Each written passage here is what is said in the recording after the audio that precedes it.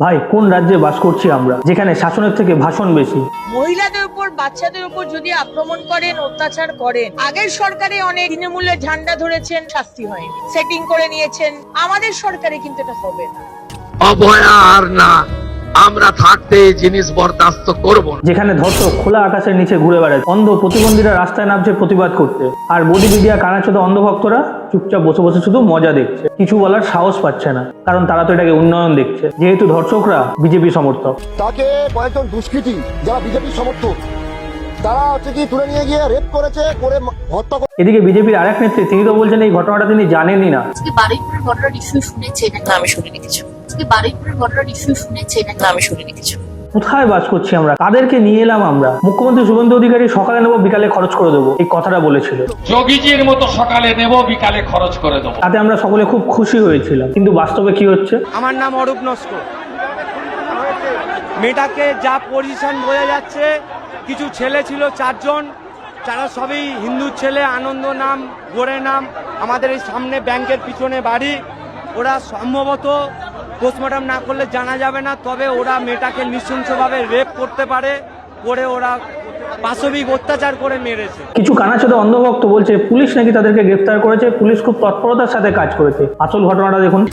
ক্যাম্পে এসে এখানকার বিজেপির নেতা শান্তনু মণ্ডল আগে নানা রকম কুকীর্তিতে যুক্ত ছিল, সে তার নির্দেশে পুলিশ ওই অভিযুক্তকে ছেড়ে দিল, তাকে পুকুরে ডুবিয়ে রেখেছিল।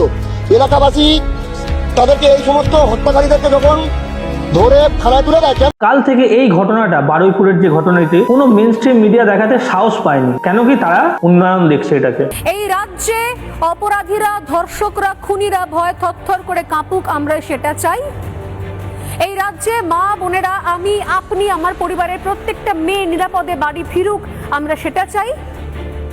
এই রাজ্যে কেউ একটাও কোনো অপরাধ করলে যেন পার না পায়, সঙ্গে সঙ্গে সাজা পায়, ফ্যাসলা অন দ্য স্পটের মতো যেন সঙ্গে সঙ্গে তাকে গ্রেপ্তার করা হয়, অ্যারেস্ট করা হয় এবং তার সঙ্গে অ্যাকশন হয়, আমরা সেটা চাই। নাকি আমরা চাই একটা কোনো ধরনের ভয়ঙ্কর নারকীয় ঘটনা ঘটলে সেটা নিয়ে ঘোলা জলে মাছ ধরতে?